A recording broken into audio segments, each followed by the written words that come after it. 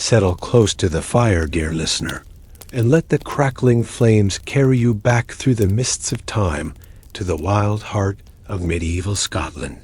Can you hear it? The wind howling across the heather-clad moors, the distant cry of eagles circling ancient peaks, the whisper of secrets carried on highland breezes that have blown for 1,000 years. Here, where ancient stone keeps stand sentinel against stormy skies, where warriors pledge their lives to clan and kin, and where honor and passion intertwine like highland ivy climbing castle walls, we find our tale. These are lands where loyalty runs deeper than blood, or a man's word is his bond, and where the old magic still lingers in the morning mist. Pour yourself a dram of courage. Pull your plaid close against the chill. Wrap yourself in the warmth of this fireside, and let me tell you of Ailsa and Callum, two souls whose love would challenge clan loyalties, defy generations of rivalry, and change the course of their families forever. Theirs is a story of healing and hope, of danger and devotion, of two hearts that refused to be divided by the colors they wore or the names they carried. But before we begin, dear listener, if you find yourself enchanted by tales of romance and adventure, of love that conquers all obstacles, then subscribe to journey with me through more stories yet untold. And if this tale speaks to your heart as we travel together through these tales, if you find yourself believing in the power of love to bridge even the deepest divides, then leave a heart in the comments below. Let me know that these stories touch your soul as much as they touch mine in the telling. Now then, are you comfortable? Is your cup full? Then let us begin, as all the best stories do, on a night when the storm raged and fate came knocking at the door. The peat fire sputtered and hissed in the great hall of Duncraven Keep, as rain lashed against the narrow windows like 1,000 tiny fists demanding entry. Ailsa McKinn stood before the hearth, her copper hair gleaming in the firelight as she stirred a pot of herbed broth hanging from the iron hook. The year was 1347, and winter had come early to the Western Highlands, bringing with it storms that seemed to shake the very foundations of the ancient fortress. You'll wear a path in those stones if they keep pacing so, Ailsa called over her shoulder to her younger brother Tavish, who had been walking back and forth before the hall's entrance for the better part of an hour. Father should have returned by now, Tavish replied, his hand resting on the pommel of his dirk. At 17, he was eager to prove himself a warrior, though Ailsa often reminded him that wisdom came before valor. The council meeting with the MacLeods shouldn't have taken this long. Ailsa ladled the broth into a wooden bowl and carried it to the long table where old Morag, their father's housekeeper, was mending linens by candlelight. The MacLeods are our allies, Tavish. Father is likely sharing ale and stories, not crossing swords. But even as she spoke the words, unease settled in her stomach like a cold stone. Relations between the clans had been tense of late. Cattle had gone missing from McKinnon lands, and whispers spoke of the MacGregors to the east, growing bold in their ambitions. Her father, Laird Duncan MacKinnon, had gone to seek assurances from Laird MacLeod that their alliance remained strong. A sudden hammering at the keep's door sent Tivish's hand to his sword. The household guard, a grizzled warrior named Fergus, moved to answer it, but not before exchanging a cautious glance with Ailsa. Visitors after dark in such weather were rarely bearers of good tidings. The heavy oak door swung open, and wind howled into the hall like a living thing, sending rushes scattering across the floor and making the torches dance wildly. In the doorway stood a figure so drenched and mud-splattered that for a moment It was impossible to tell if they were friend or foe, man or wraith. Sanctuary, the figure gasped, staggering forward. I beg. Sanctuary. It was a man, Ailsa could see now, and a nobleman by the look of his torn clothing. Though his cloak was ruined, and his face was obscured by wet, dark hair, the quality of his boots and the glint of a sword at his hip spoke of high birth. He collapsed to one knee, and Fergus caught him before he could fall completely. Who are ye? Fergus demanded, his blade half drawn. What business have they at Duncraven? The stranger lifted his head, and Ailsa felt her breath catch. Even through the grime and exhaustion, she could see he was young, perhaps 25, with a strong jaw and eyes the color of storm clouds over the loch. Blood seeped from a wound at his temple, mixing with the rain that dripped from his hair. I am, he began, then hesitated, his gray eyes finding Ailsa's across the hall. For a moment that seemed to stretch like honey from a spoon, they simply looked at one another. Then he continued, I am Callum MacGregor, second son of Laird Dougal MacGregor. I've been set upon by thieves on the mountain road, and I ask shelter until the storm passes. The name MacGregor sent a ripple of tension through the hall. Tivish's hand went back to his sword, and old Morag made a sign against evil. The MacGregors were not quite enemies, but they were far from friends. They were a proud clan, some said too proud, and there had been disputes over land and water rights for 3 generations. MacGregor, Tavish spat the name like a curse. Ye've got nerve coming here. But Ailsa had already moved forward, her healer's instincts overriding political caution. She had studied the arts of healing with the wise woman in the village, and she could see that this man would not survive the night without care. He's invoked the law of sanctuary, Ailsa said firmly, taking a cloth from her belt and pressing it to the wound on Callum's head. And he's badly hurt. Whatever quarrels exist between McKinnon and MacGregor, they do not extend to leaving a man to die in a storm. Callum's eyes met hers again, and she saw surprise there, and gratitude, and something else she could not quite name. His hand came up to grasp her wrist, not roughly, but with a gentleness that seemed at odds with his warrior's build. Thank thee, my lady, he said, his voice rough but sincere. I'll not forget this kindness. Save your thanks until you're healed, Ailsa replied, though she felt an odd flutter in her chest at his touch. Fergus, help me get him to the fire. Morag, fetch clean water and my herb box. Tavish, you'll stand guard if they must, but sheathe that blade. There'll be no blood spilled under our roof this night. Her brother looked ready to argue, but something in Ailsa's expression, the same stubbornness that had come from their mother, made him back down. He moved to stand by the door, watching, waiting. With Fergus's help, Ailsa guided Callum to a bench near the hearth. The heat of the fire immediately began to raise steam from his sodden clothing. She knelt beside him and began to examine his injuries properly. Besides the head wound, which looked worse than it was, she found bruises blooming across his ribs and a deep cut on his left forearm that would need stitching. Tell me what happened, she said as she began to clean the wound on his head with practiced efficiency. Her fingers were deft and sure, and she noted how he bore the pain without flinching.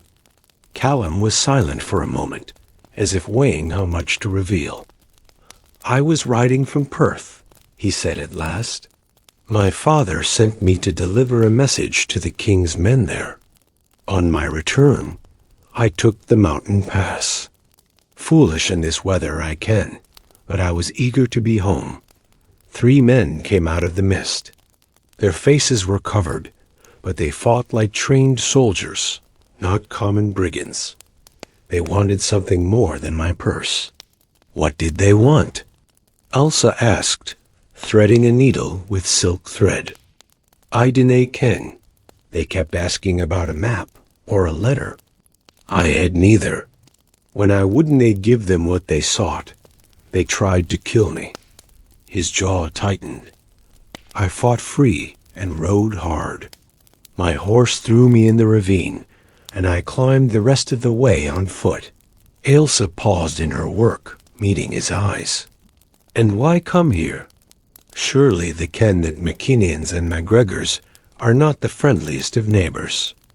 A ghost of a smile touched his lips. Duncraven was the nearest keep, and I'd heard tell that the McKinnon's daughter had a kind heart and a healer's touch. I hoped the tales were true. Ye've heard of me?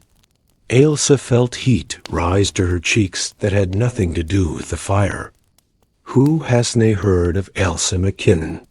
They say you're as skilled with herbs as any physician in Edinburgh, and that you've never turned away anyone who needed healing, be they highborn or low. His voice dropped lower. They also say you're the bonniest lass in the Highlands, with hair like autumn leaves and eyes like whiskey in sunlight. But I see now that the tales did nae do the justice.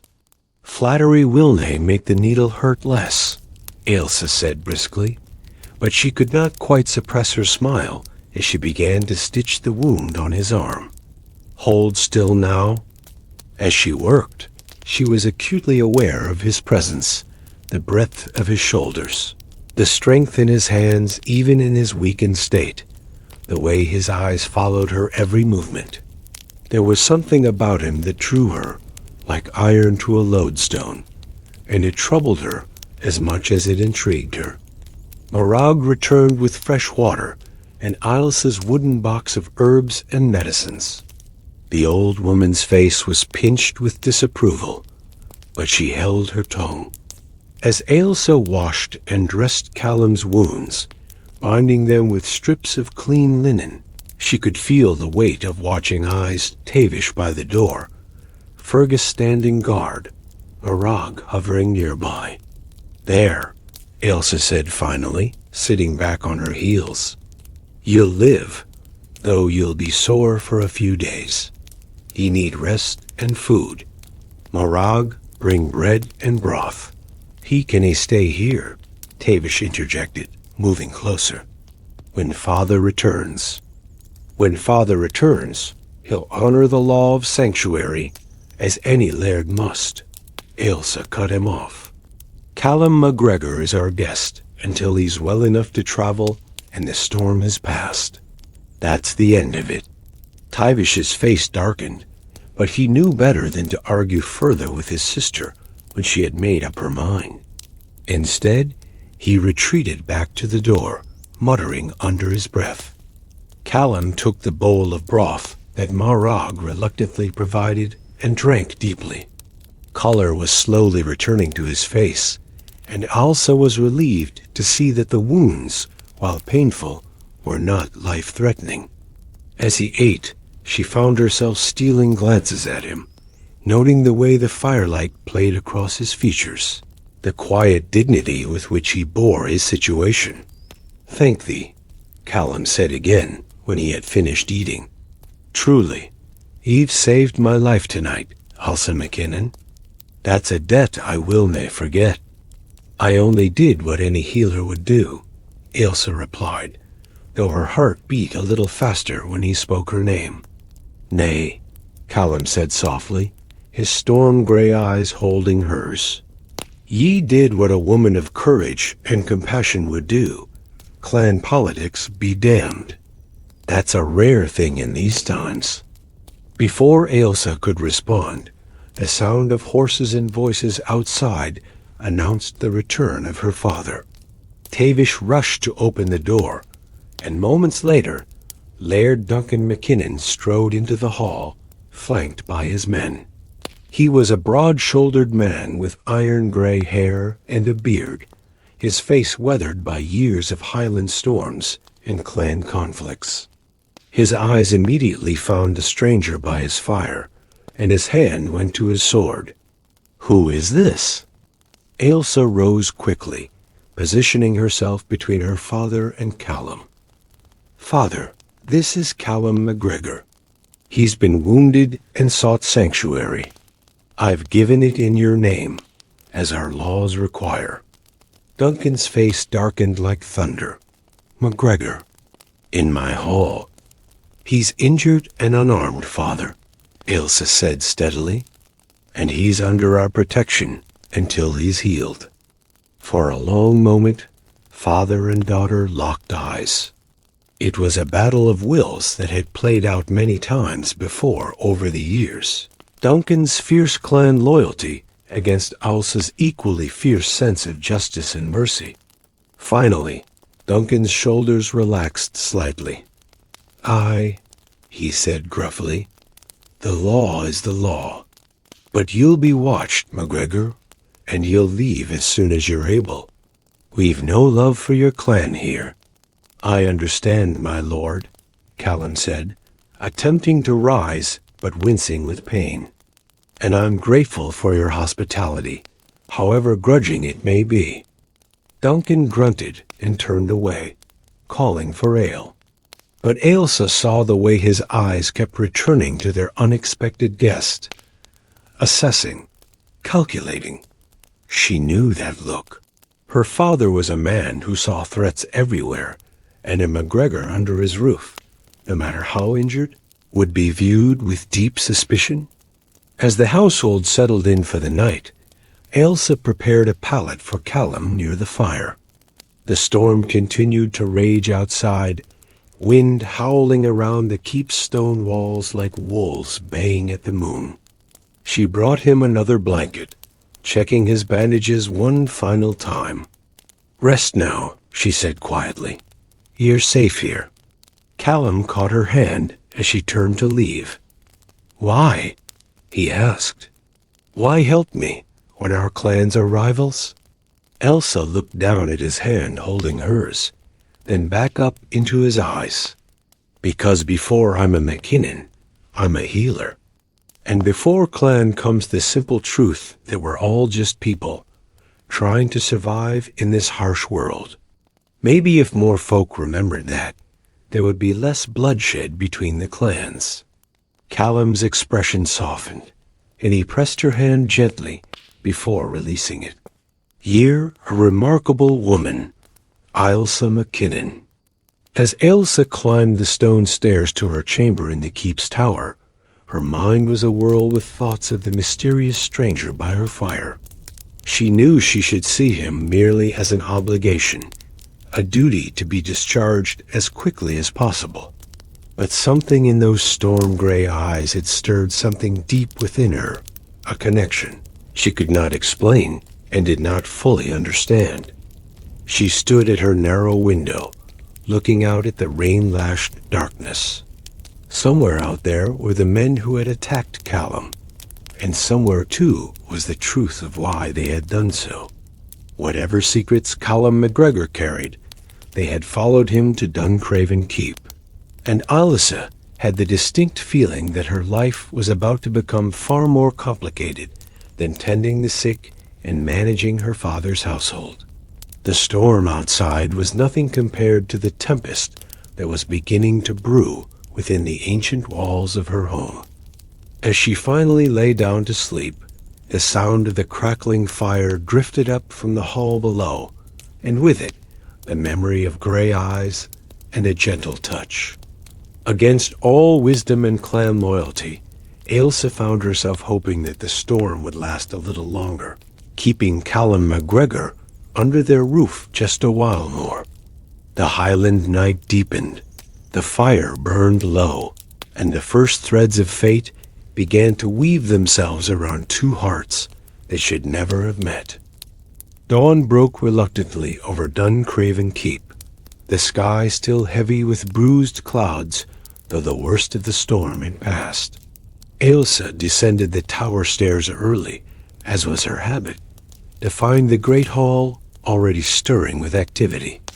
Servants were banking the fires and laying out the morning meal, while her father's men gathered in small groups, speaking in low voices. Callum MacGregor still slept on his pallet by the hearth, one arm thrown over his eyes against the growing light.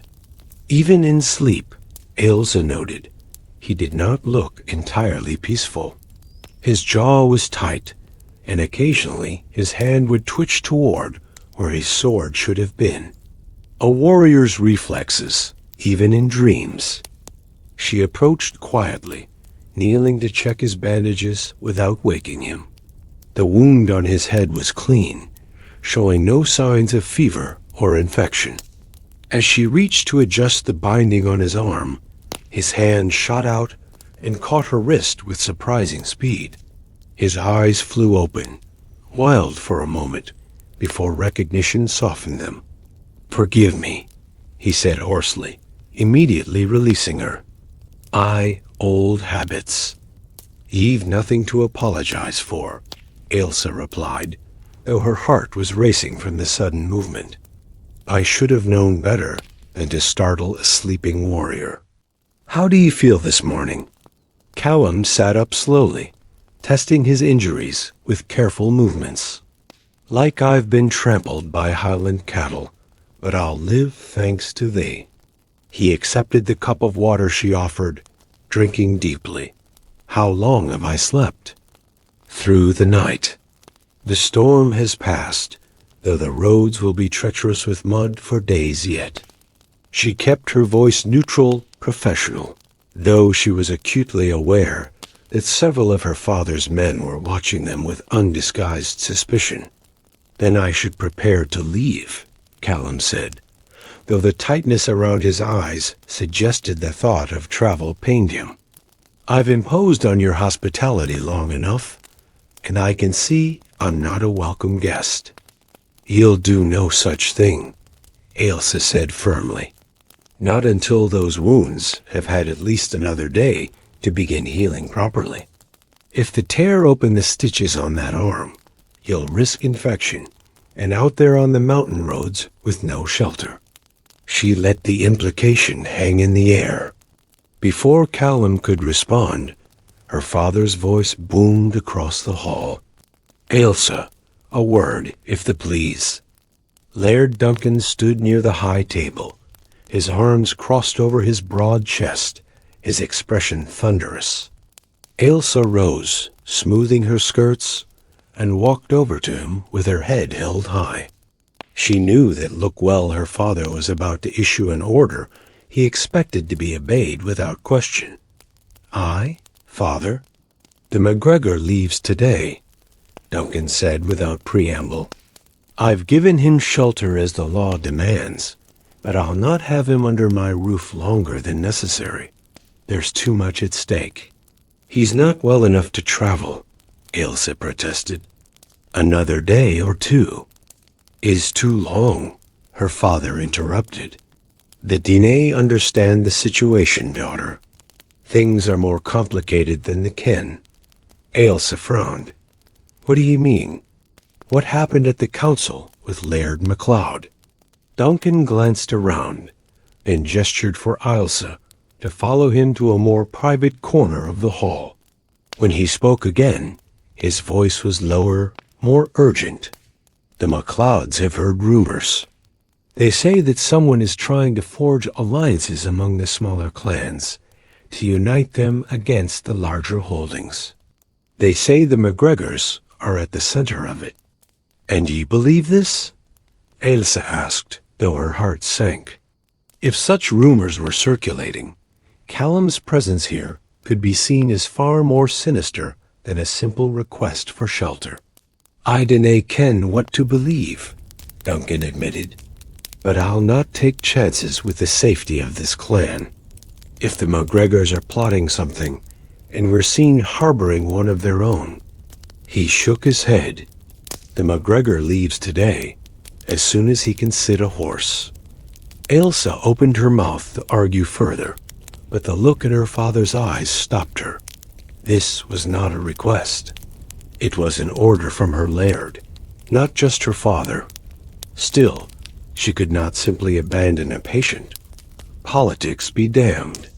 Let me at least check his wounds one more time and give him supplies for the journey, she said. Fresh bandages, herbs for pain. If you send him out there to die on the road, his blood will be on our hands, alliance or no alliance.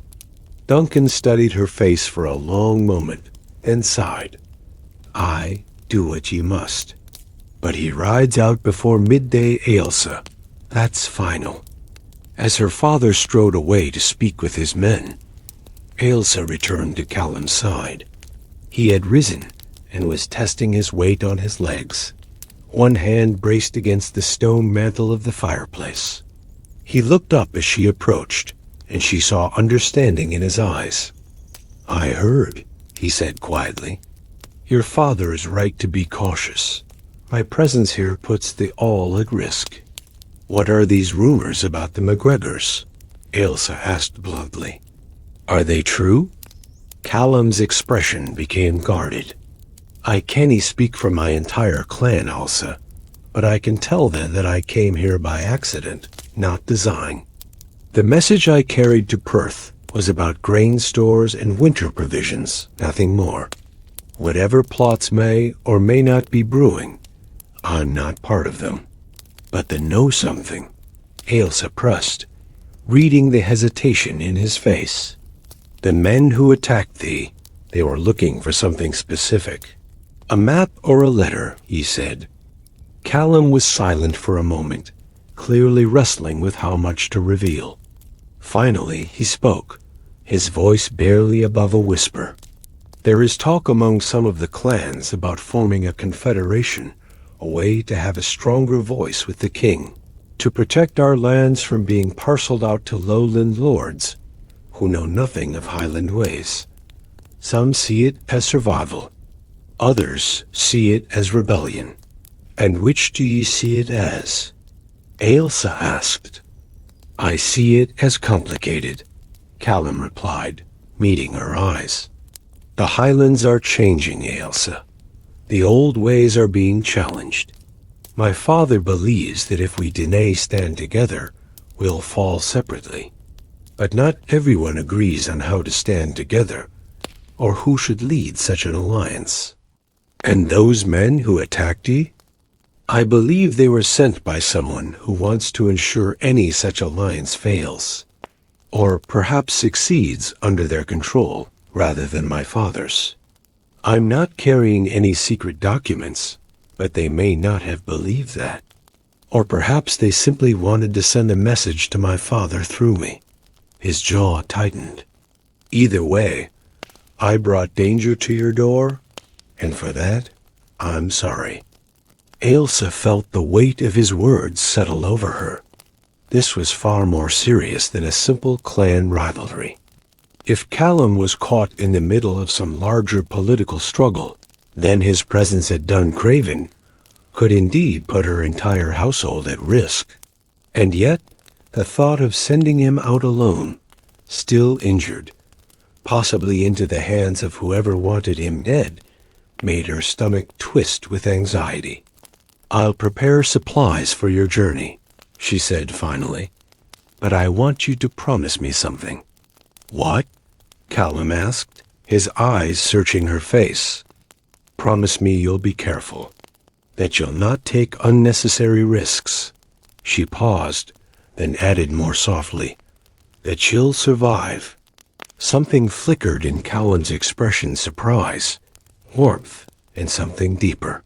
He reached out and gently touched her cheek, his calloused fingers surprisingly tender. I promise, Ailsa McKinnon, and I promise something else as well. This will not be the last time we meet. I may not ken how or when, but I feel it in my bones. Our paths are meant to cross again. The touch of his hand sent warmth spreading through her, and Ailsa found herself leaning into it despite every rational thought, screaming that this was madness. He was a McGregor. Their clans were rivals at best, potential enemies at worst. And yet, in his presence, She felt something she had never experienced before, recognition, as if her soul had found something it had been searching for without knowing it was lost. Ailsa! Morag's sharp voice cut through the moment like a blade. Come away from there. You're being far too familiar with that man. Reluctantly, Ailsa stepped back, but not before she saw her own conflicted feelings reflected in Callum's eyes. I need to gather supplies, she said, her voice not quite steady. Rest a bit longer. You'll need your strength. She hurried away before he could respond, aware of Morag's disapproving gaze following her. In the still room off the kitchen, Ailsa busied herself selecting herbs and preparing packets of medicine willow bark for pain, yarrow for wounds, dried comfrey for healing. Her hands moved automatically through the familiar tasks, while her mind churned with thoughts she could not quite organize. She had known Callum MacGregor for less than a day, and yet something had shifted fundamentally within her. It was not just his handsome face or his gentle manner, though both affected her more than she wanted to admit. It was something deeper, a sense of connection that defied logic and clan loyalty alike. You're being a fool, Ailsa McKinnon, she muttered to herself as she tied up the packets with twine. He's a MacGregor. Nothing can come of this. But even as she spoke the words, she did not believe them. Or perhaps she simply did not want to believe them. When she returned to the hall with a leather satchel full of supplies, she found Callum dressed in borrowed clothing, a clean shirt and trews provided by one of her father's men, though his own boots had been cleaned and dried. He looked better than he had the night before, though she could see the stiffness in his movements, in the careful way he held his injured arm. Fergus was helping him with a cloak when Tavish appeared, leading a horse. Here's your mount, MacGregor, her brother said, his voice cold. She's steady and sure-footed on the mountain paths. Take care of her, or I'll have your hide. I'll treat her as if she were my own, Callum assured him, running a hand down the mare's neck. The horse, a sturdy Highland pony with a shaggy brown coat, seemed to accept him readily enough. Ailsa approached with the satchel. Here, she said, pressing it into his hands. Willow bark tea for the pain, steep it in hot water. Change the bandages daily and keep the wounds clean. If ye see any redness or feel heat in the wounds, find a healer immediately. And for the love of all that's holy, try not to get into any more fights. Callum smiled at that, a genuine expression that transformed his face. I'll do my best, though I can't promise the fights Will may find me. His smile faded as he looked at her more seriously. Thank thee, Ailsa, for everything. Ye've shown me more kindness than I had any right to expect. Anyone would have done the same, Ailsa said, though they both knew it was not true. Nay, Callum said softly, not everyone. Ye have a rare gift, not just for healing bodies, but for seeing people as they are, not just as the colors they wear or the name they carry. He took her hand, and this time the gesture felt less like a patient thanking a healer and more like something else entirely. I meant what I said before. We will meet again, Ailsa McKinnon. I feel it. Before she could respond, her father's voice rang out. Enough talk. Be on your way, MacGregor, and Danae return to McKinnon lands, unless you wish to test our hospitality in a different manner. Callum released Ailsa's hand and bowed to Duncan. I thank ye for the shelter, my lord, grudging though it was. I'll not forget the debt I owe to your house. With practiced ease despite his injuries, Callum swung into the saddle. He looked down at Ailsa one last time, his storm-gray eyes holding hers, and she felt her breath catch. Then, with a final nod to the assembled household, he turned the horse and rode out through the keep's gates. Ailsa stood watching until he disappeared around the bend in the road, a small figure growing smaller against the vast highland landscape.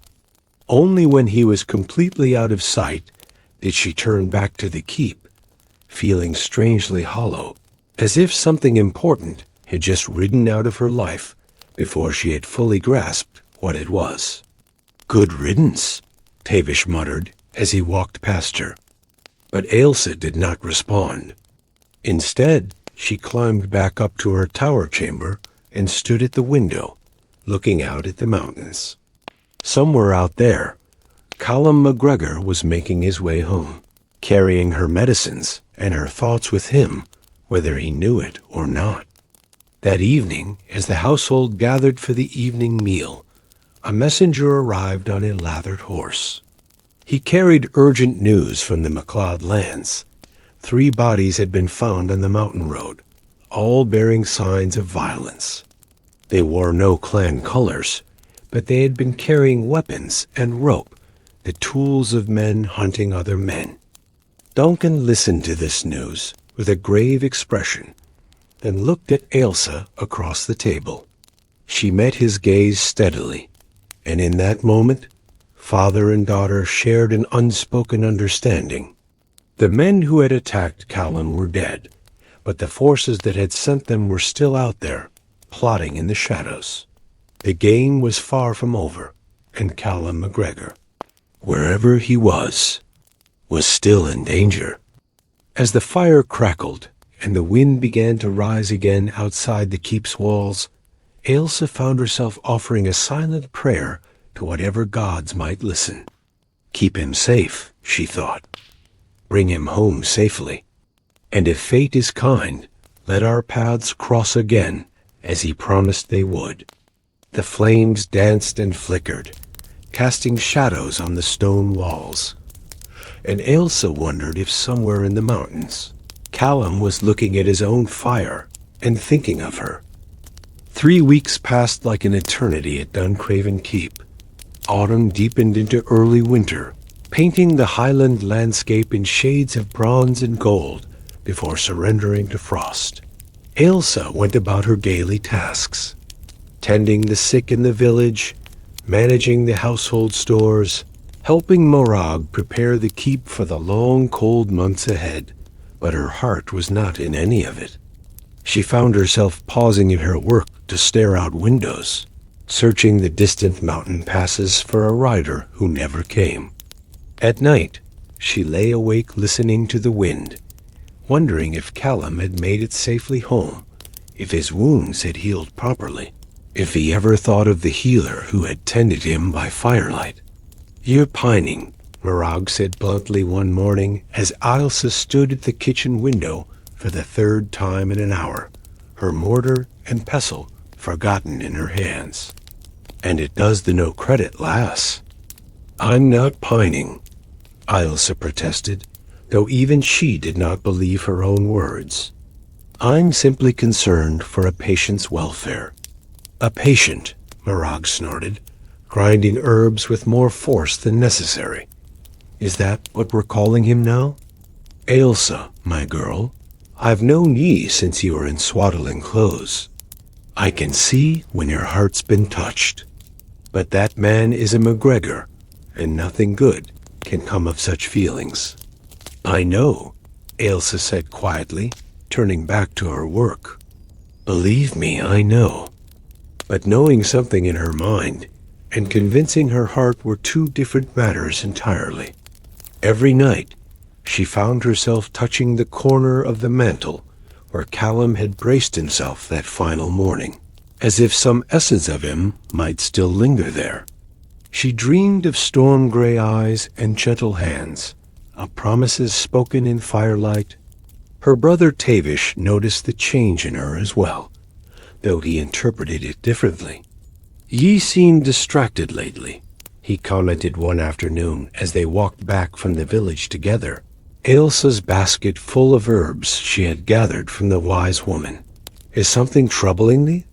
No more than usual, Ailsa replied, pulling her shawl tighter against the cold wind.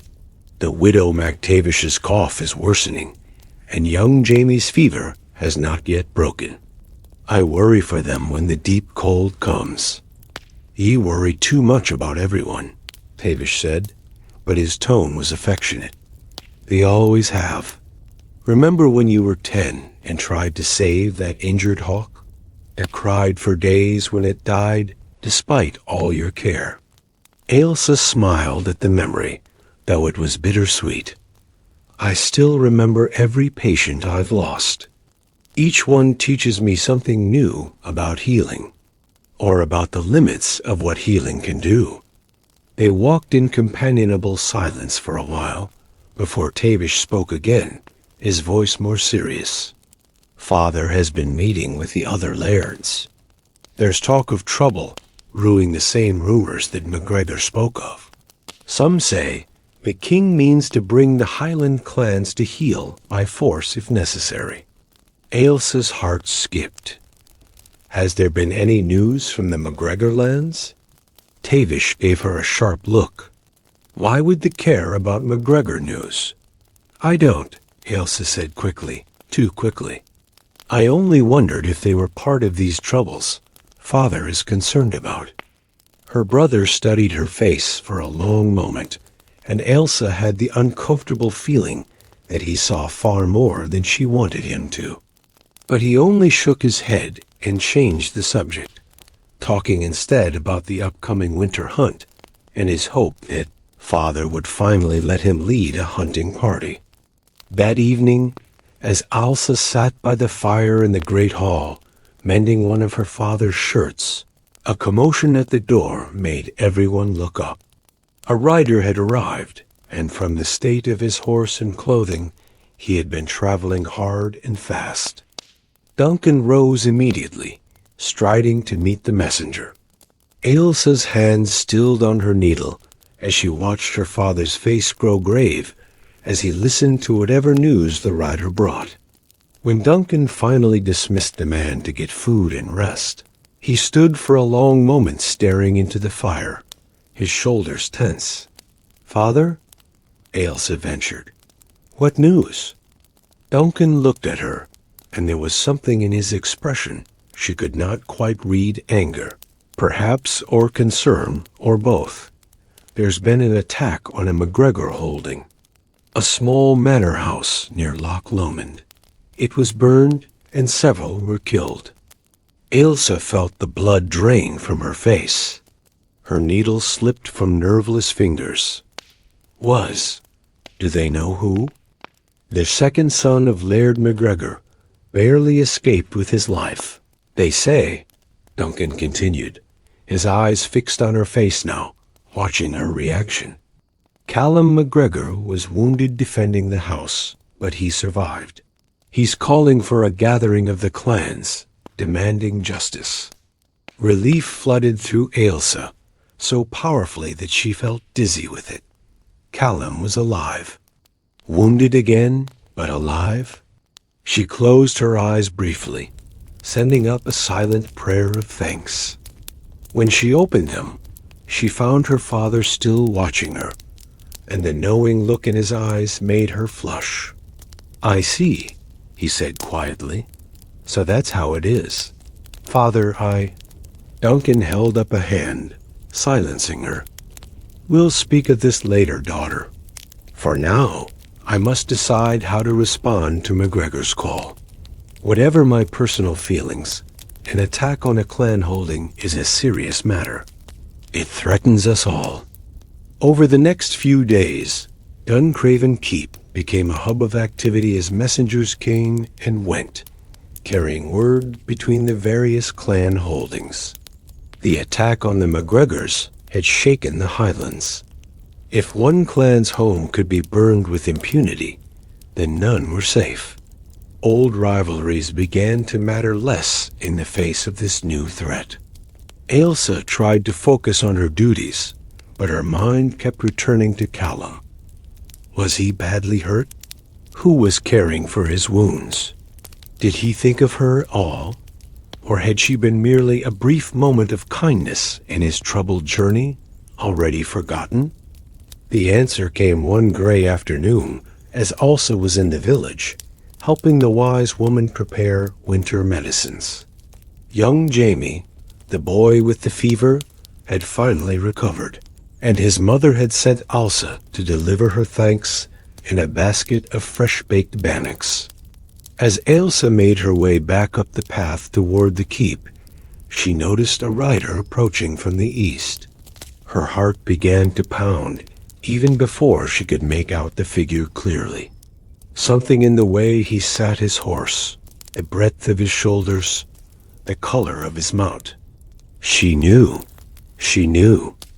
Callum MacGregor reined in his horse as he drew near, and for a moment they simply looked at each other across the distance. Even from several yards away, Ailsa could see new lines of pain and exhaustion on his face, could see the careful way he held himself that spoke of injury not yet fully healed. Ailsa, he said, and her name on his lips was like a prayer and a greeting and a question all at once. Callum. She stepped closer, her healer's eyes already assessing him, looking for signs of injury or illness. What are you doing here? You're hurt again. He admitted, dismounting with a slight grimace. I told that fights have a way of finding me, but I'm well enough. And I had to come. Had to? Ailsa's voice was barely above a whisper. I made ye a promise, Callum said, moving closer until they stood barely an arm's length apart. I said our paths would cross again. I could not stay away, Elsa. These past weeks, every day I thought of your kindness, your courage, the way they looked in the firelight.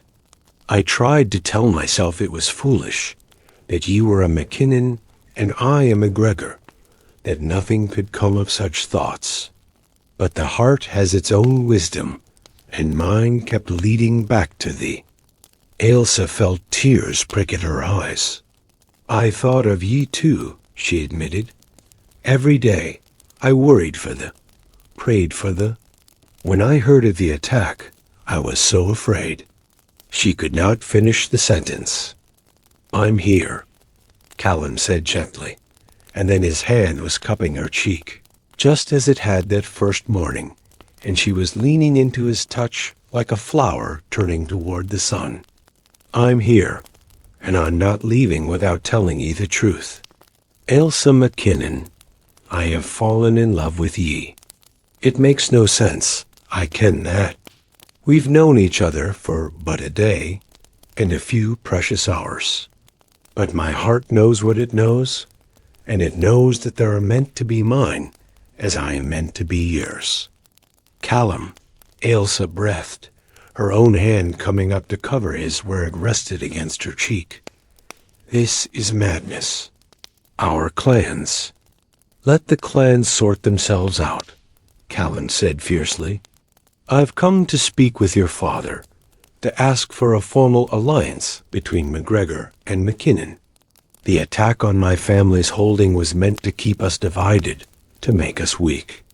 But if we stand together, if we can bridge the old rivalries, then perhaps we can face whatever threatens us. And if that alliance could be sealed with a marriage, he paused, his eyes searching hers.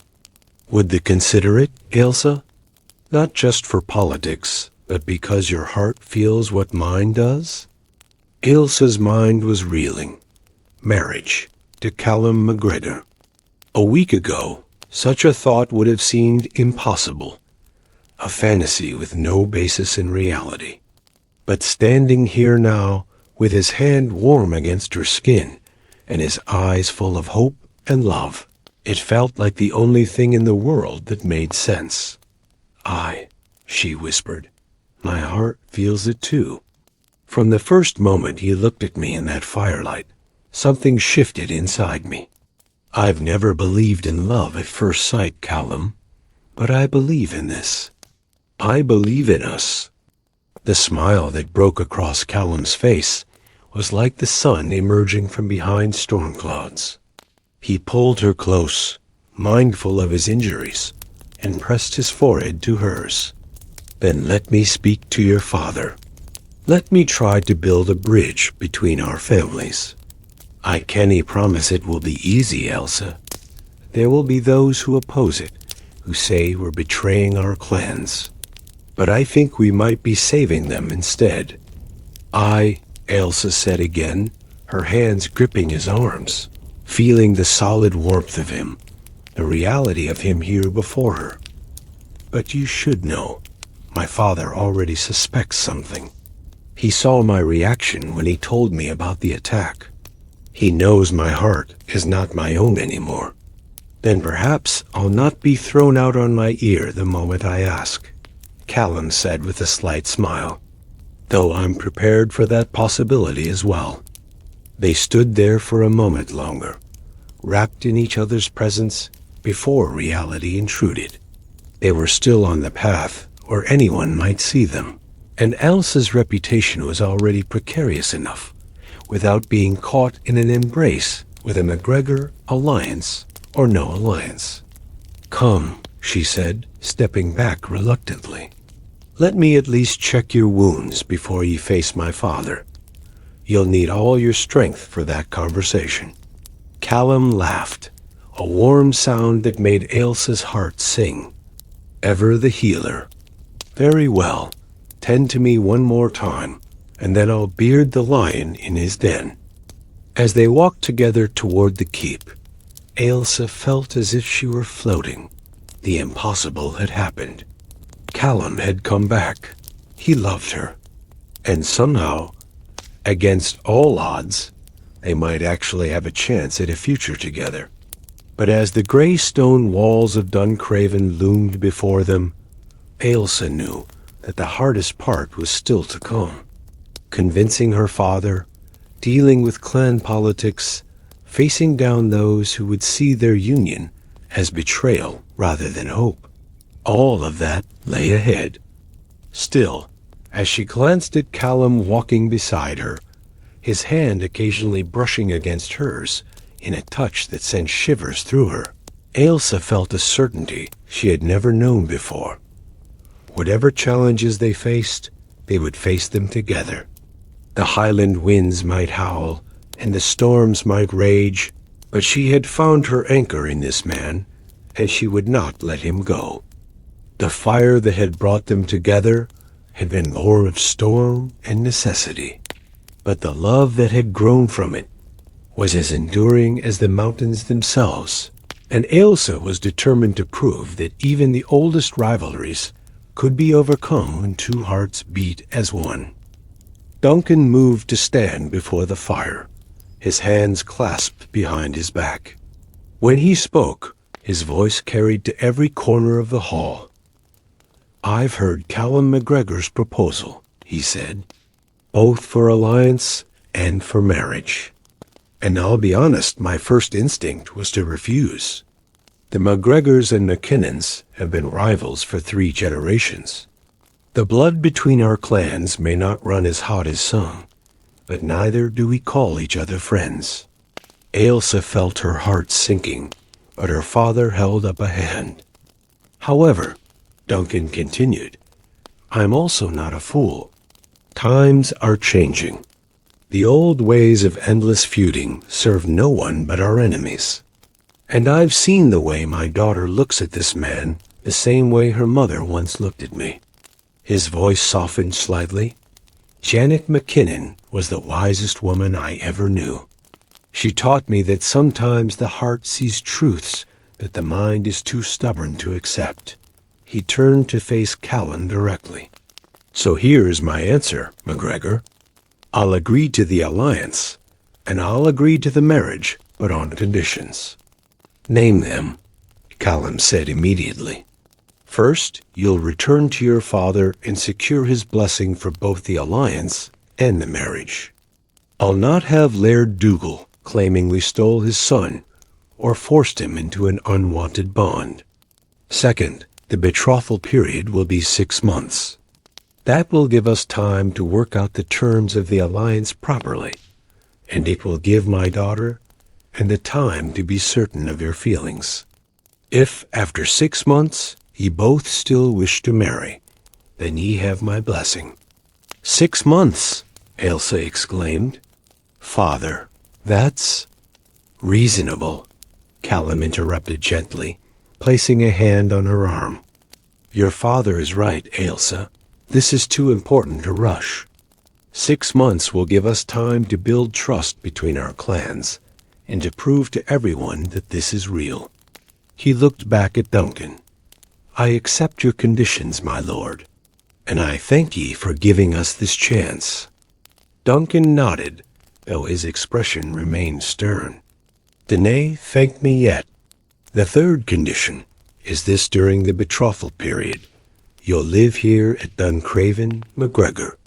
I'll not have the courting my daughter from a distance, sending sweet words by messenger. If ye're to marry her, you'll prove yourself worthy by your actions, not your promises. You'll work alongside our men, contribute to this household, and show us all that a MacGregor can be trusted under a McKinnon roof." A murmur ran through the assembled men. Living with potential enemies went against every instinct, but Ailsa could see the wisdom in her father's demand. It would force both sides to see each other as people rather than merely clan colors. Callum glanced at Ailsa, and she saw the question in his eyes. She nodded slightly yes. This was what she wanted. To have him here, to wake each day knowing he was near, to build a foundation for their future together. "I accept," Callum said. "I'll return to my father's lands to seek his blessing, and I'll return here to fulfill your conditions. On my honor as a MacGregor, I swear it." "Then we have an accord," Duncan said. He stepped forward and extended his hand.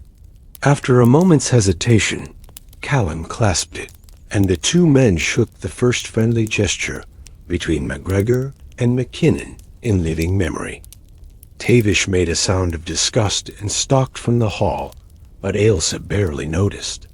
Her eyes were fixed on Callum, and when he turned to her, the joy in his face matched what she felt in her heart. "May I have a moment with my betrothed?"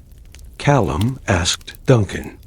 "Aye, but keep it brief and public," Duncan replied gruffly.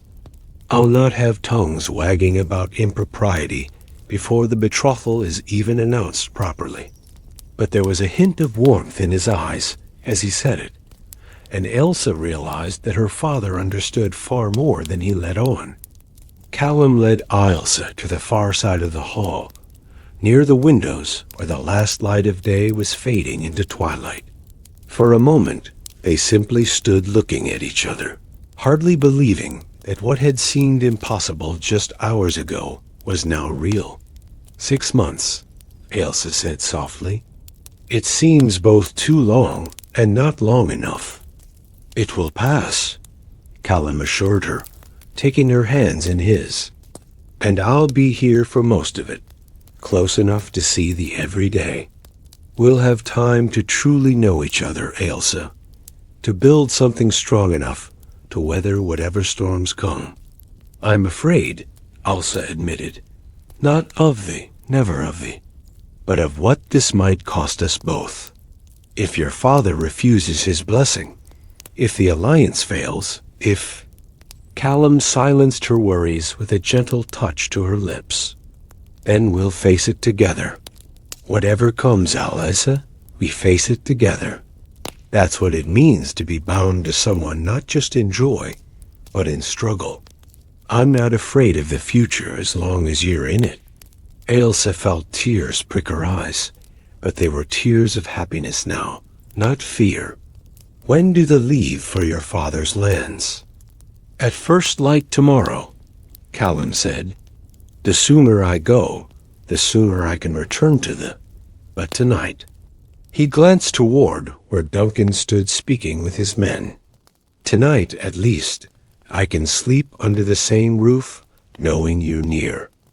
That night, The household gathered for the evening meal with a strange new energy humming through the air. Word had spread quickly about the proposed alliance and betrothal, and reactions were mixed. Some of the older men grumbled into their ale about the old days when McGregors knew their place. But others, particularly the younger ones, seemed intrigued by the possibility of peace with a former rival. Ailsa sat at her father's right hand, with Callum given the place of honor across from her. Throughout the meal, their eyes kept meeting across the table, sharing silent conversations that needed no words. When someone made a jest, they would both smile at the same moment. When the talk turned serious, discussing the terms of the proposed alliance, they would lean forward with identical expressions of concern. Morag, watching from her seat near the fire, nudged old Fergus. "Look at them," she whispered. "Like two halves of the same whole.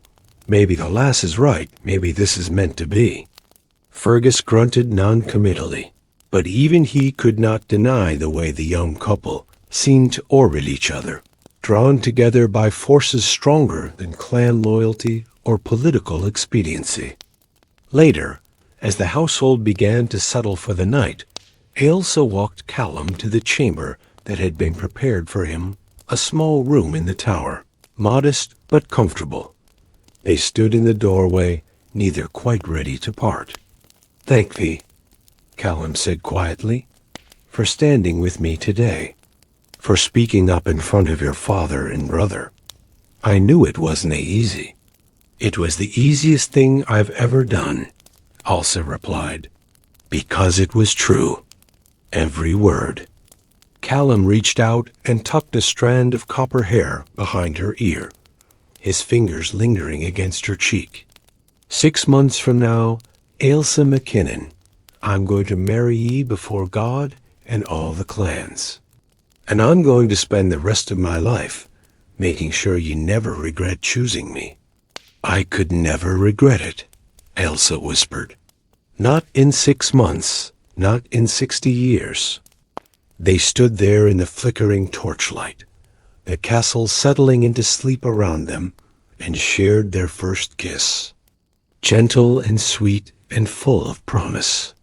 It was a beginning, a seal upon the vows they had not yet spoken, but already felt in their hearts. When they finally drew apart, both were smiling. "Sleep well, my love," Callum said. "And thee?" Ailsa replied. "Dream of us." "I always do," Callum said with a smile that made her heart skip.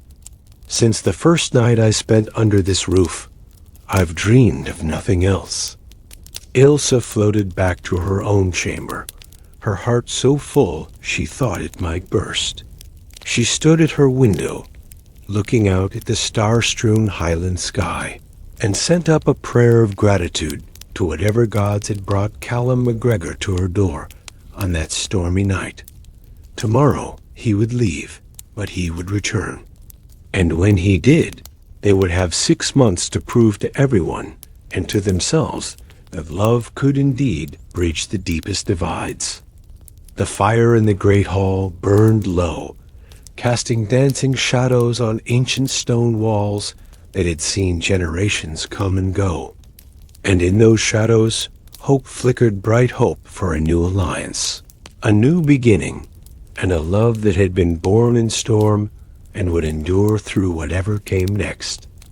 The 6 months of betrothal passed like a dream, woven from both honey and thorns. Callum had returned from his father's lands, with Laird Dougal's blessing grudging at first, but genuine once the older McGregor understood the strategic value of the alliance.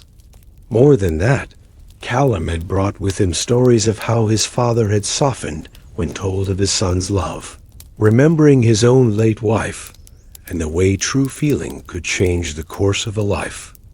Living at Duncraven Keep, Callum proved himself in ways both large and small. He worked alongside the McKinnon men, hunting in the mountains, repairing winter damage to the outlying cottages, standing watch on cold nights. Gradually, suspicion gave way to respect. Even Tavish, though he never fully warmed to the idea of a MacGregor brother by marriage, came to acknowledge Callum's skill and courage. But it was in the quieter moments that Ailsa fell deeper in love with him. The way he would sit with old Morag by the fire, listening to her stories of the old days with genuine interest. How he helped her in the still room, learning the names of herbs and the art of healing, his warrior's hands surprisingly gentle as he ground medicines. The mornings when she would find him in the courtyard, teaching the village children swordplay, his laughter ringing out like bells across the stones. They stole moments together when they could walk along the loch shore, conversations by the hearth when the household slept, shared glances across crowded rooms that spoke volumes. Duncan watched them like a hawk, ensuring propriety was maintained. But even he could not help but smile at the way his daughter bloomed under Callum's love. Eve made her happy, Duncan told Callum one evening, a month before the wedding. They stood on the battlements, looking out at the spring twilight, painting the mountains purple and gold. Happier than I've seen her since her mother died. For that alone, I'd call the kin. She's made me whole, Callum replied simply. I didnae ken I was broken until she healed me, not just my wounds, but something deeper. She's shown me that there's more to life than old feuds and clan politics. That there's love and kindness and the chance to build something new. Duncan nodded slowly. The alliance is working better than I'd hoped. My men and yours are beginning to trade freely. We've shared information about the threats we face. Whatever forces sought to keep us divided, they've failed. Thanks to Ailsa, Callum said. She was brave enough to see past the colors and the names. She looked at me and saw just a man, not a MacGregor, not an enemy, just me. That took more courage than any battle. Aye, Duncan agreed, his voice gruff with emotion. She has her mother's courage, and her mother's heart. He clasped Callum's shoulder. Welcome to the family, son. Officially, I mean, since you've been practically family for months now. The wedding was set for Beltane, when the land itself seemed to celebrate with blooming heather and mild winds. Clans from across the Highlands were invited, and to everyone's surprise, most came. The marriage of MacGregor and McKinnon had become a symbol of hope in troubled times, proof that old wounds could heal and ancient rivals could become allies.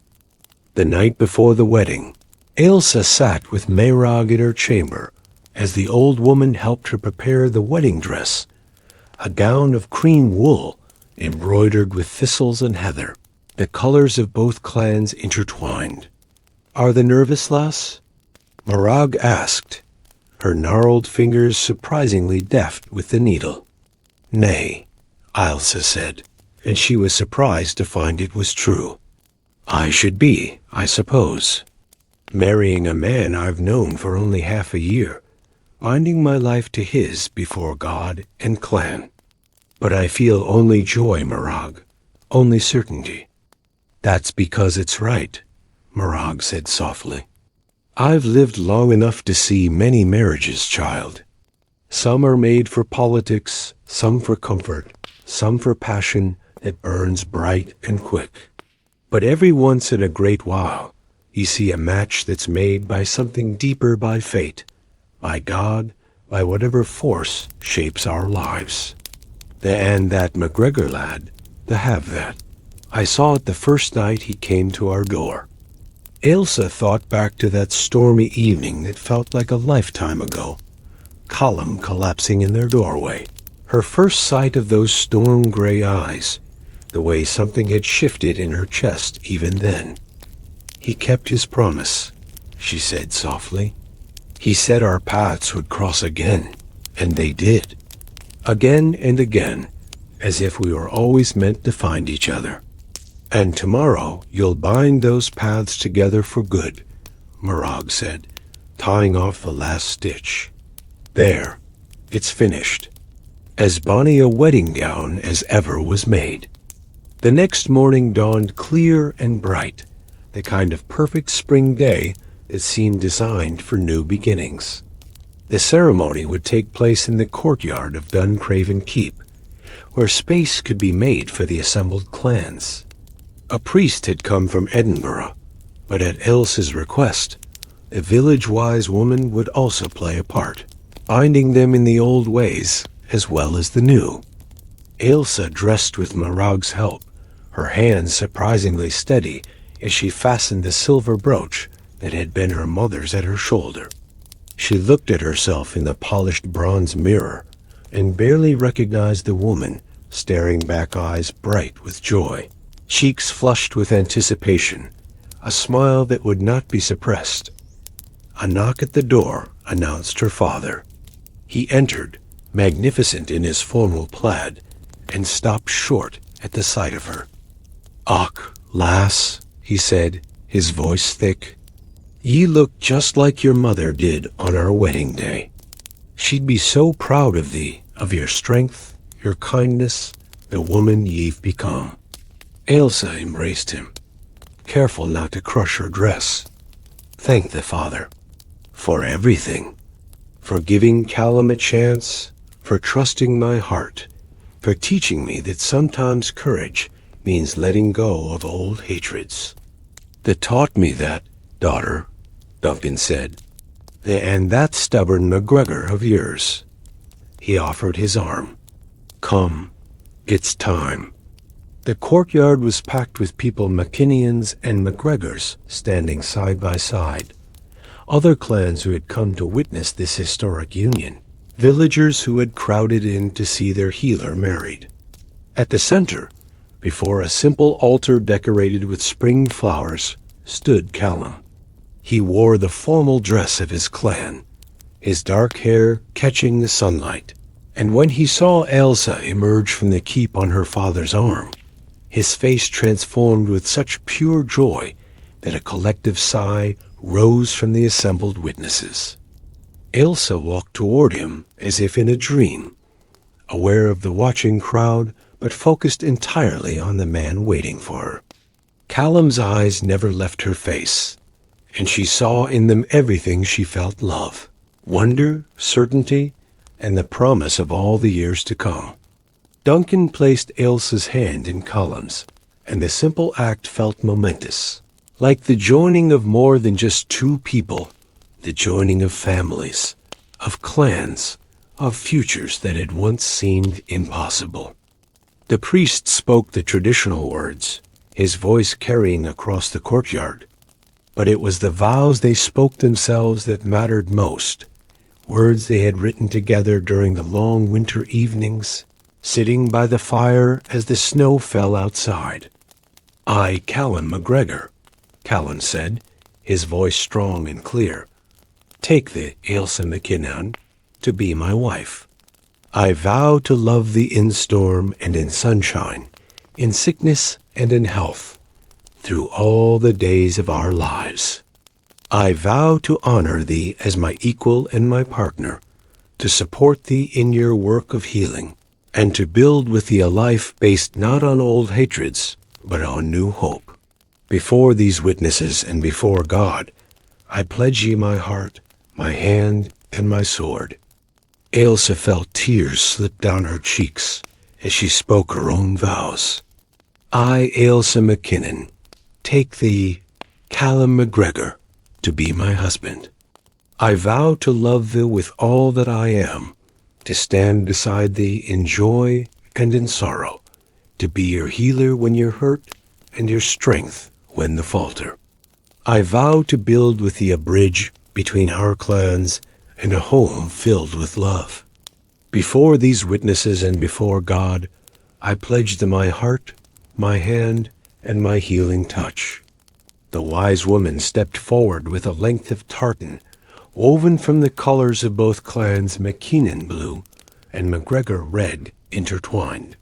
She wrapped it around their joined hands, binding them together as she spoke the old blessing in Gaelic, words that had joined couples in the Highlands since time immemorial. The priest pronounced them married, and Callum pulled Ailsa close, kissing her before the cheering crowd with a passion and tenderness that made even the most hardened warriors smile. When they finally broke apart, both laughing and crying at once, they turned to face their families, no longer MacGregor and McKinnon, but something new entirely. The celebration that followed lasted long into the night. Tables groaned with food, ale flowed freely, and music filled the air as Highland pipes and fiddles played. Ailsa and Callum moved through the crowd, accepting congratulations and well wishes, but always finding their way back to each other, drawn together like magnets. As darkness fell and torches were lit, they slipped away from the celebration to the battlements where Duncan and Callum had spoken weeks before. Below them, the party continued, but up here, they were alone under the stars. "How do you feel, Lady MacGregor?" Callum asked, pulling her close against the evening chill. "Like I'm exactly where I'm meant to be," Ailsa replied, resting her head against his chest, hearing the steady beat of his heart. "And na? Any regrets about binding yourself to a stubborn McKinnon healer?" "My only regret is that we wasted even a moment being apart," Callan said, tilting her face up to his. "Every day of these 6 months, I've watched thee and loved thee more. The way the care for the sick, the way the laugh with the children, the way the stand up to your father when they think he's wrong. You're the bravest, kindest, most beautiful woman I've ever known, and I can scarcely believe you're mine." "I was always yours," Ailsa said softly. "From that first night when he came to our door like a storm-battered wraith, he claimed part of my heart. And every day since, he've claimed more, until there was nothing left of me that wasn't yours." They kissed again, slowly and deeply, with all the time in the world now that they were bound forever. When they finally drew apart, Callum reached into his sporran and pulled out a small object wrapped in cloth. "I have something for thee," he said. "A wedding gift." Ailsa unwrapped it carefully and gasped. It was a brooch of silver and amber, worked in the shape of intertwined heather and thistle, the symbols of their 2 clans woven together into something beautiful. "I had it made by a craftsman in Perth," Callan explained. "So you'd always have a reminder that our love has united not just us, but our families. That something beautiful can grow from what once was divided." "It's perfect," Ailsa breathed, fastening it to her gown. "I'll wear it always." They stood together on the battlements, watching the stars emerge one by one over the mountains they both loved. Below them, the celebration continued, songs drifting up on the night air, songs of love and war and the wild beauty of the Highlands. "What do they think the future holds for us?" Ailsa asked, tucked safely in her husband's arms. "Whatever it holds, we'll face it together," Callan replied. "There will be challenges, aye. There will be those who question our alliance, who cling to the old ways of feuding. But we've proven something important, Ailsa. We've proven that love can be stronger than hatred. That hope can overcome suspicion, that 2 people who should have been enemies can become each other's greatest champions. We have, haven't we?" Ailsa said with satisfaction. "And perhaps others will follow our example. Perhaps in time, all the clans might learn to set aside their old grievances and stand together." "Perhaps," Callum agreed. "But even if they deny, even if we stand alone in this, it will have been worth it. Because I have ye, and they have me, and together we're unstoppable." Ailsa turned in his arms to face him, reaching up to trace the line of his jaw, the face she had come to love so deeply. "Do you remember what I said that first night, when you asked me why I helped ye? They said that before you were a McKinnon, you were a healer," Callum recalled. "That before clan comes the simple truth that we're all just people." "Aye," Ailsa said, "and now I understand that truth even more deeply. We're all just people. Callum people searching for love, for meaning, for connection. And when we find it, when we find that one person who makes us whole, then nothing else matters. Not names, not colors, not centuries of rivalry. Nothing else matters," Callum echoed and kissed her again. Far below, the fire in the courtyard burned bright, sending sparks spiraling up into the night sky like falling stars in reverse. And by that fire, old Morag sat with Duncan, watching as Fergus entertained the crowd with an impossibly exaggerated story of some long-ago battle. "They'll be happy," Morag said with satisfaction. "Those two. They have something rare and precious." "Aye," Duncan agreed, taking a drink of ale. "They do. And perhaps they'll change the Highlands in the process. My daughter and her MacGregor, building bridges instead of walls." "Stranger things have happened," Morag said with a chuckle. "Though not many. Not in all my years." High on the battlements, Ailsa and Callum stood wrapped in each other and in the tartan that bound their hands, looking out at the land they would defend together, the future they would build together, the love that would sustain them through all the years to come. The storm that had brought them together was long past, but the fire it had kindled would burn forever a beacon of hope in a changing world. Proof that even the deepest divisions could be healed by courage, compassion, and the simple miracle of two hearts beating as one. And as the celebration below reached its height and the stars wheeled overhead in their ancient dance, Ailsa and Callum began the greatest adventure of all, the adventure of a life shared, a love declared, and a future written not by clan laws or political necessity, but by two people who had dared to believe that love could conquer all. Their story would be told around Highland fires for generations, to come the tale of the healer and the warrior, the McKinnon and the MacGregor, who had looked past centuries of rivalry to see only each other, and in seeing, had changed everything.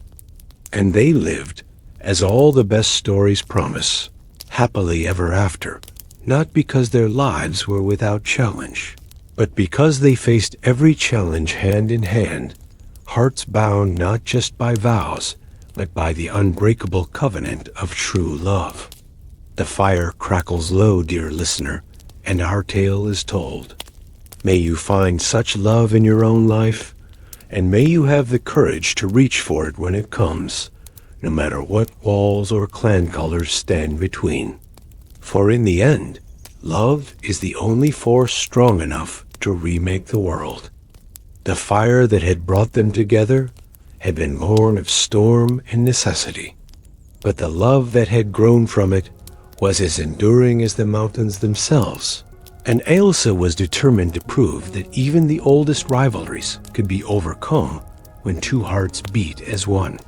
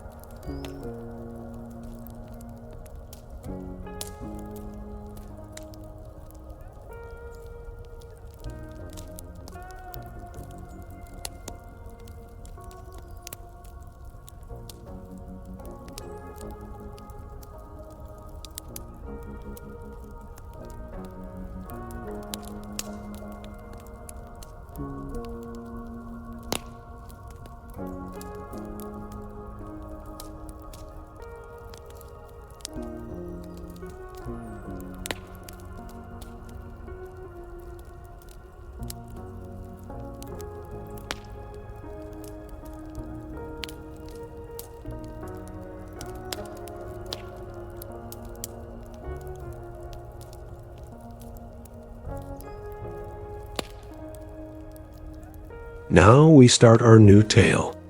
The fire in Isla's cottage burned low and warm as the winter twilight painted the sky in shades of lavender and rose. She sat at her loom, her fingers moving with practiced grace through the wool, creating patterns that seemed to hold the very essence of the Highlands' deep greens, like the pine forests, blues like the lochs, purples like the heather on the hills. Isla MacLeish was known throughout the glen as the finest weaver for 50 miles. Folk came from distant villages to commission her work, for she had a gift that went beyond mere skill. Somehow, the cloth she wove seemed to carry warmth beyond wool, comfort beyond thread. A plaid woven by Isla's hands would keep a shepherd warm through the cruelest winter. A blanket made by her fingers would soothe a fretful child to sleep. But tonight, as she worked, her mind was not on the cloth before her.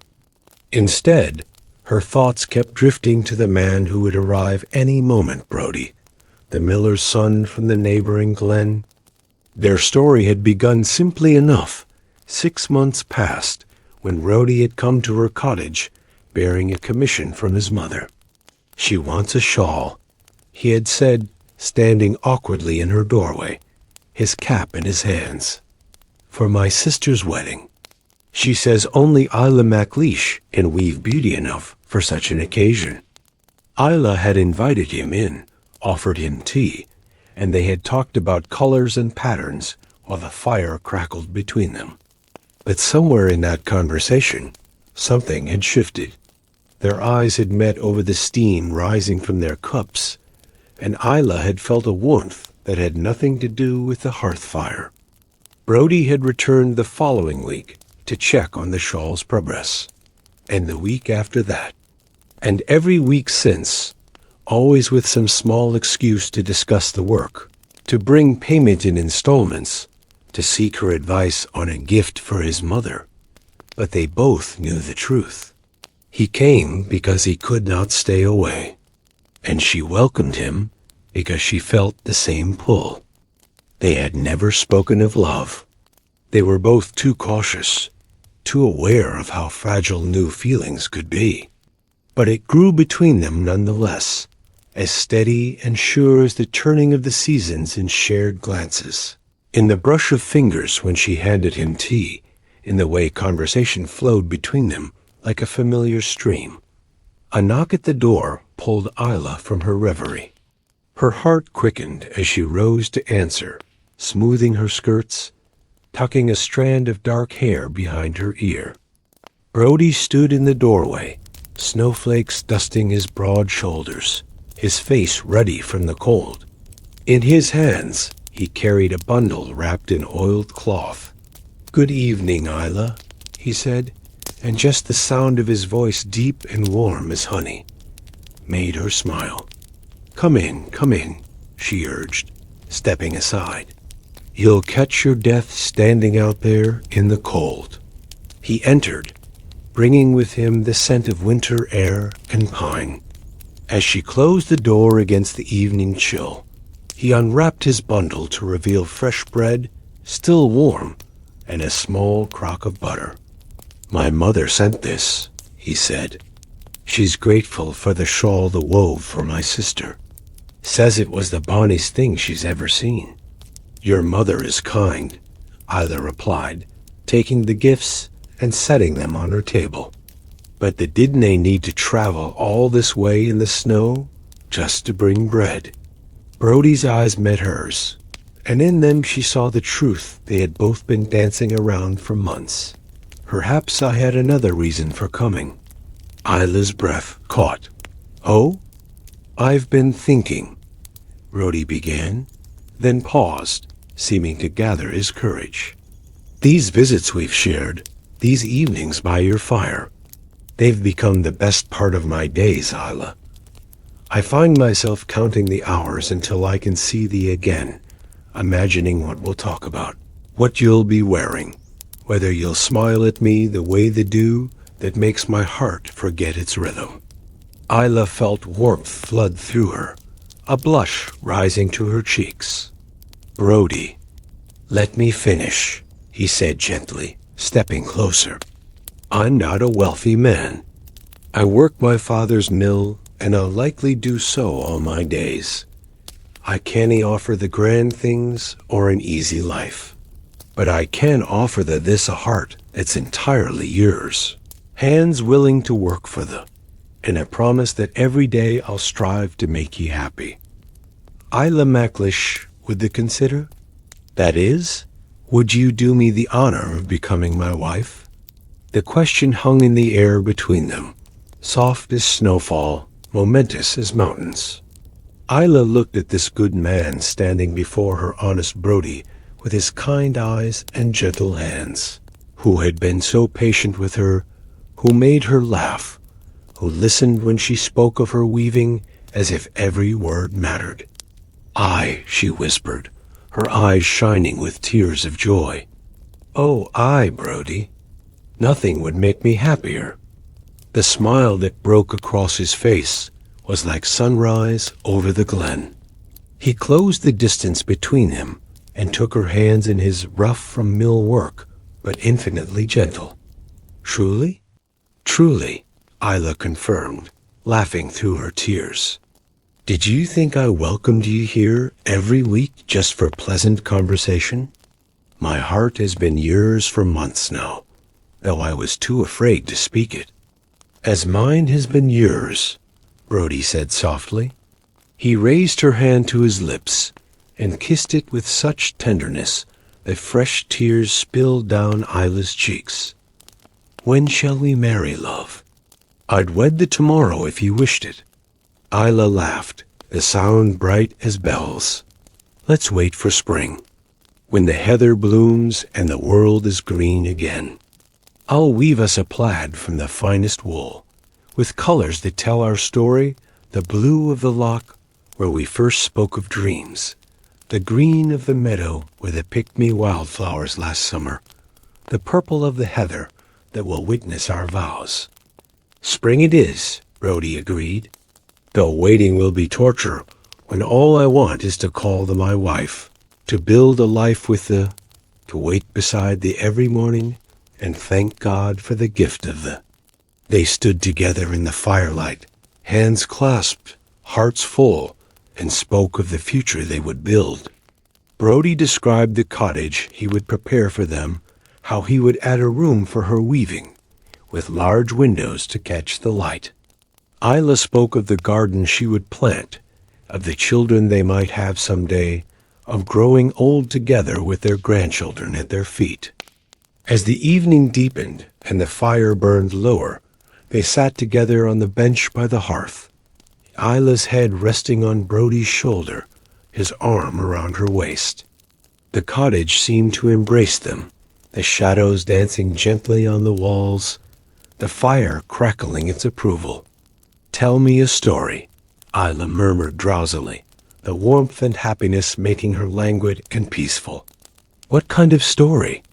Brody asked, his voice rumbling in his chest where her ear rested. "A love story. Something to dream on." Brody was quiet for a moment, his hand gently stroking her arm. Then he began to speak, his voice low and soothing. "Once, in the ancient days when the old magic still walked the glens, there was a weaver who could spin moonlight into thread and weave starlight into cloth. She lived alone in a cottage, much like this one, content with her work and her solitude. But the moon, looking down, saw her loneliness and took pity. So the moon sent down a dream to the weaver, showing her a man who would love her truly, a worker of wood, strong and gentle, with hands that could shape oak and a heart soft as willow. When the weaver woke, she thought it only a dream. But that very day, a woodworker came to her door, seeking cloth for his mother. Their eyes met, and both knew. They had seen each other in dreams sent by the kind moon. And though they courted slowly, as cautious people do, eventually they wed. It said their love was so pure, that the cloth the weaver made afterward carried not just warmth, but joy itself. And the furniture the woodworker crafted never aged or splintered, for love had made his hands blessed. They lived long and happily, surrounded by children and grandchildren, and when they finally passed from this world, they went together, hand in hand, returning to the moon that had brought them together, to shine down on other lonely souls who needed hope. Isla had listened with closed eyes, a peaceful smile on her lips. "That's beautiful," she whispered. "Do they think the moon sent it to me, Brody?" "I think something did," Brody replied softly. "Whether it was the moon or God or simple blessed chance, I'll never ken. But I'm grateful for it every moment." They sat in comfortable silence, the fire burning down to glowing embers, the cottage wrapped in warmth and peace. Outside, snow continued to fall softly, blanketing the glen in quiet white. Inside, two hearts beat in gentle rhythm, content in the certainty of love found and promises made. As the evening grew late, Brody reluctantly prepared to leave. "I should go before the snow gets too deep," he said, though neither of them moved to rise. Isla agreed, though her hand tightened on his. "But come back tomorrow?" "And every day after," Brody promised, "until spring comes, and you're my wife. And then every day for the rest of our lives." At the door, they shared their first kiss, sweet and gentle and full of promise. When Brody finally left, trudging through the snow toward his own glen, Isla stood in the doorway, watching until he disappeared into the peaceful winter night. Then she returned to her cottage, to her fire, and sat once more at her loom. But this time, she began a new work their wedding glad, woven with colors of sky and earth, heather and stone, and threads of pure joy that seemed to shine even in the dimming light. As she worked, she hummed an old tune, a song her mother had taught her about love and home and the blessings of a simple life. Her fingers moved rhythmically through the threads, creating beauty from wool, crafting warmth from fiber, weaving love itself into every inch of cloth. The fire crackled softly beside her, casting dancing shadows that seemed to sway in time with her humming. The cottage settled into nighttime stillness, snow whispering against the windows, the loom clicking its gentle rhythm. And in that moment, Isla knew perfect contentment. She had her craft, her cozy home, and now she had loved Brody's steadfast, patient love that had grown as naturally as heather on the hillside. Come spring, she would marry him. They would build a life together, simple perhaps, but rich in all the ways that truly mattered. Outside, the moon rose over Glen Mara, casting silver light across the snow-covered glen. It shone on Isla's cottage, where a weaver sat at her loom, her heart full of happiness, her hands creating beauty, her future bright with promise. And if you listened very carefully, you might hear the gentle click of her loom, the crackle of her fire, the soft sound of her humming sounds of peace, of home, of love, found and cherished. The fire burns lower now, dear listener. The story draws to its gentle close. Let these images carry you into sleep, the warm cottage, the falling snow, the faithful love between two gentle souls. Let the rhythm of Isla's loom become the rhythm of your breathing, slow and steady and peaceful. In spring, Isla and Brody wed beneath blooming heather, wearing the plaid she had woven through the winter nights. Their marriage was blessed with joy and children, with long years of companionship and love that only deepened with time. They grew old together in that cottage by the fire, their hands always finding each other, their hearts always home. And on winter nights, when snow fell soft on Glenmara, folk would pass by their cottage and see the glow of firelight, hear the gentle sound of the loom, and know that love dwelt there steady, true and warm as hearth fire.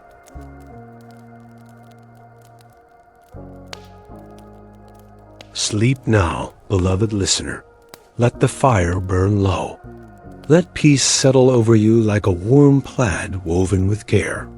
Dream of cozy cottages and faithful love, of snow falling softly and hearts beating steadily, of a simpler time when love was enough and home was everything.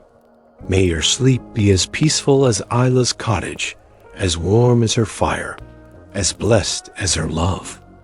Good night, and may you wake to joy.